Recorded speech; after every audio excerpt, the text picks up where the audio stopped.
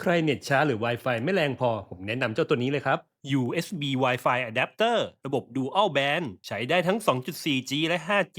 เพิ่มความแรงการรับสัญญาณอินเทอร์เน็ตตัวนี้รับสัญญาณคลื่นได้ดีมากเลยนะครับเพราะเขามาพร้อมกับเสาสัญญาณที่มีคุณภาพมากไม่ต้องใช้ซิมมือถือคอมพิวเตอร์ที่ไม่มีอุปกรณ์รับสัญญาณ Wi-Fi ก็สามารถใช้งานได้